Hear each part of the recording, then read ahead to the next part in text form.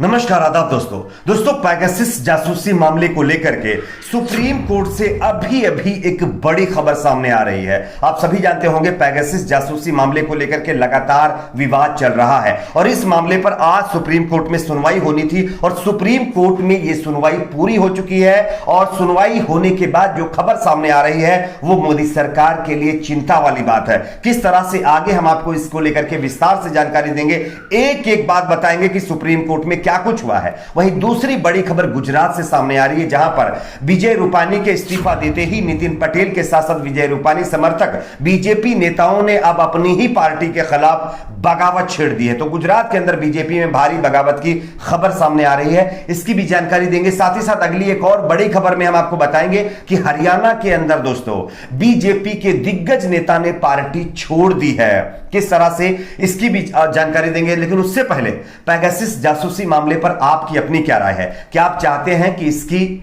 निष्पक्ष जांच होनी चाहिए? अगर आपका जवाब हां या ना है, नीचे कमेंट सेक्शन में अपनी राय को जरूर शेयर करिए। आप सभी जानते होंगे कई महीने का वक्त हो चुका है, सुप्रीम कोर्ट में पेगासस जासूसी मामले को लेकर के सुनवाई का मामला पेंडिंग था। इससे पहले जब सुप्रीम कोर्ट में सुनवाई हुई थी तब मोदी सरकार को कुछ दिनों का टाइम दिया गया था कि आप अपना हलफनामा दायर करिए और आप बताइए क्या आपने पेगासस स्पाईवेयर के जरिए देश के कई पत्रकार, कई जजेस, कई लोगों की जासूसी करवाई या नहीं करवाई। लेकिन फाइनली आज मोदी सरकार ने अपने हलफनामा तो नहीं, लेकिन सॉलिसिटर जनरल तुषार मेहता के जरिए यह बताया है कि वो आगे स्पाईवेयर मामले पे यानी जासूसी, पेगासस जासूसी मामले पर क्या चाहती है और क्या जांच करवाएगी या नहीं करवाएगी। मैं आपको पढ़ के बताता हूं दरअसल हुआ क्या है और मैं आपको खबर भी दिखा रहा हूं, आप देख सकते हैं। जानकारी के मुताबिक पेगासस जासूसी मामले पर सुनवाई कंप्लीट हो गई है। केंद्र ने सुप्रीम कोर्ट से कहा है कि कथित पेगासस जासूसी मामले में स्वतंत्र जांच की मांग वाली याचिकाओं पर वह विस्तृत हलफनामा दायर करने की इच्छुक नहीं है।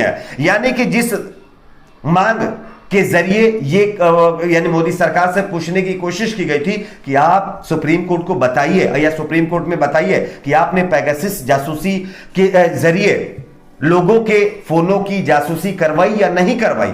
और इस मामले पर मोदी सरकार ने कहा है कि वो हलफनामा दायर करने की इच्छुक नहीं है, यानी कि वो नहीं बताना चाहती कि ये जासूसी हुई है या नहीं हुई है। खैर, इसके आगे जो चीजें वो उससे भी ज्यादा चौंकाने वाली, मैं आपको पढ़ के बताता हूं। पेगासस जासूसी मामले पर सॉलिसिटर जनरल ने कहा है कि याचिकाकर्ता चाहते हैं कि सरकार लिख कर दे कि वह सॉफ्टवेयर का इस्तेमाल करती है या नहीं। हमारा मानना है कि हलफनामा दाखिल कर इस पर बहस नहीं कर सकते। आईटी एक्ट की धारा 69 सुरक्षा के लिहाज से सरकार को निगरानी की शक्ति देती है। हम निष्पक्ष कमेटी बनाएंगे। यानी कि मोदी सरकार की तरफ से आईटी एक्ट की धारा 69 का हवाला देकर के यह कहने की कोशिश की गई है कि सरकार को यह अधिकार है, यह शक्ति उसके पास है कि वो इस तरह के काम कर सकती है, लेकिन इसके लिए हम कमेटी बनाएंगे। यानी कि मोदी सरकार अपनी मर्जी की कमेटी बनाएगी, वो इसकी जांच करेगी कि इस पर जासूसी हुई है या नहीं हुई है। खैर, इसके बाद जो सुप्रीम कोर्ट का इस पर मामला सामने आया, जो सुप्रीम कोर्ट ने जो है इस पर टिप्पणी की है, वो जो है मोदी सरकार के लिए चिंता वाली बात है। सीजीआई एनवी रमना ने कहा है कि हमें जानना है कि क्या कोई भी स्पाईवेयर का इस्तेमाल कर सकता है, क्या इसका इस्तेमाल सरकार ने किया, क्या यह कानूनी तरीके से हुआ। सरकार अगर हलफनामा दाखिल नहीं करना चाहती तो हमें मजबूरन आदेश जारी करना पड़ेगा।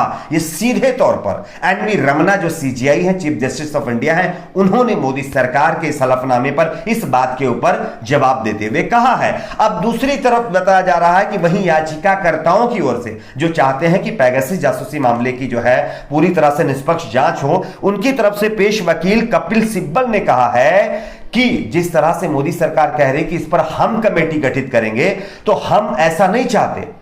अगर मोदी सरकार खुद अपनी मर्जी की कमेटी गठित करेगी और कमेटी बनाएगी तो आप समझ सकते हैं कि वो जांच कैसे करेगी और उसमें सच कैसे बाहर निकलकर सामने आएगा। जिसको लेकर के उन्होंने बताया कि जेठमलानी केस में एससी ने कहा था कि जानकारी देना दोनों पक्षों का कर्तव्य है। इसका हवाला देते हुए मोदी सरकार के ऊपर फिर से एक बार निशाना साधा है। अब देखना यह होगा कि आगे इस पर सुप्रीम कोर्ट क्या कोई आदेश पारित करता है, क्या वो अपनी तरफ से अपने विवेक के तौर पर कोई जांच समिति बनाएगा कि वो इसकी जांच करे? फिलहाल मोदी सरकार तो नहीं चाहती कि इसकी जांच हो। उन्होंने सीधे एक्ट जो है हमारे देश की आईटी एक्ट की धारा 69 का हवाला देकर के ये कह दिया कि हमारे पास शक्तियां हैं, हम जो चाहें वो कर सकते हैं। खैर, बात करते हैं अगली बड़ी खबर की। अगली बड़ी खबर आ रही है दोस्तों, यहां पर गुजरात के अंदर बीजेपी में भारी बगावत हो गई। आप सभी जानते होंगे विजय रूपानी ने अचानक अपने पद से इस्तीफा दे दिया। उसके बाद में पूरे देश के अंदर यह खबर फैल गई कि आखिरकार ऐसे कैसे हो सकता है, बिना किसी चर्चा के, बिना किसी खबर के इस तरह से अचानक सडनली कैसे विजय रूपानी ने इस्तीफा दे दिया। लेकिन इसके पीछे बहुत पहले से रणनीति चल रही थी। खैर, यह अलग बात है कि मीडिया में इस खबर को दिखाया नहीं गया। लेकिन अब जब विजय रूपानी ने अपने पद से इस्तीफा दे दिया है और दूसरे नेता को, एक अलग पटेल जी को मुख्यमंत्री बनाया गया, इस मामले पर नितिन पटेल का दर छलका है। आपको हम दिखा रहे हैं उनकी तस्वीर और ये खबर आप देख सकते हैं कि उन्होंने अपने दर्द को बयां करते करते भावुक हो गए। वो जो है रोने लगे। उन्होंने कहा कि हम बीजेपी के लिए इतनी मेहनत कर चुके हैं और उनकी शायद ये इच्छा थी कि इस बार उनको, नितिन पटेल को मुख्यमंत्री बनाया जाए, लेकिन ऐसा नहीं हो पाया है। यह बहुत दुर्भाग्यपूर्ण है। और आप सभी जानते होंगे भूपेंद्र पटेल को जो है मुख्यमंत्री के लिए चुन लिया गया है और जो है आज उसका शपथ ग्रहण भी हो रहा है, हो गया होगा। लेकिन बताया जा रहा है कि इस सारे मामले के बीच नितिन पटेल और विजय रूपानी के समर्थक, बीजेपी विधायक और जो नेता काफी नाराज हैं और आने वाले दिनों में बताया जा रहा है कि वो कोई बड़ी बगावत कर सकते हैं। क्या ऐसा होगा ही? क्योंकि बीजेपी ऐसा होने नहीं देगी। लेकिन यह तो जरूर है, नितिन पटेल, विजय रूपानी का दर्द मीडिया के सामने आंसुओं के जरिए जरूर छलका है। बात करते हैं अगली एक और बड़ी खबर की। अगली बड़ी खबर हरियाणा से आ रही है। आप सभी जानते होंगे कि ऐलनाबाद हरियाणा के अंदर उपचुनाव होने वाला है। लेकिन उससे पहले बीजेपी को बड़ा झटका लगा है। बीजेपी के दिग्गज नेता कांग्रेस पार्टी में शामिल हो गए।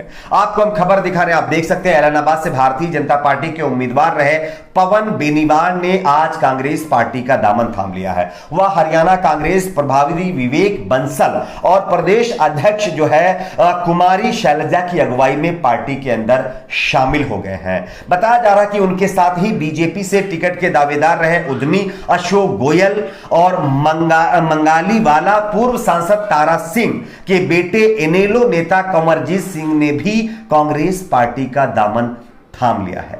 यह हरियाणा से बीजेपी के लिए एक बड़े झटके की खबर है कि ऐलनाबाद जो बीजेपी के विधायक पद के कैंडिडेट थे, उन्होंने ही कांग्रेस पार्टी का दामन थाम लिया है। खैर, इससे कांग्रेस को कितनी मजबूती मिलेगी और बीजेपी को कितना नुकसान होगा, ये तो आपको जब ये उपचुनाव के रिजल्ट आएंगे तब पता चलेगा। लेकिन ये तो तय है कि आने वाले 5 राज्यों के विधानसभा चुनाव से पहले ये सारी चीजें देश में देखने को मिलेंगी। कहीं बीजेपी कांग्रेस पार्टी या अदर पार्टी के नेताओं को अपनी पार्टी में शामिल करेगी, जैसा कि उत्तर प्रदेश में आप लोगों ने देखा होगा। अभी एक दिन पहले ही बीजेपी के अंदर कई पार्टियों के नेता शामिल हुए और कहीं अन्य राज्यों में इस तरह की ही चीजें देखने को मिल रही। वहीं अब अलग अलग पार्टियों की तरफ से ये सारी चीजें आपको देखने को मिलेंगी। आप इस पर क्या सोचते हैं नीचे कमेंट बॉक्स में जरूर बताएं। वीडियो को लाइक, शेयर, चैनल को सब्सक्राइब जरूर।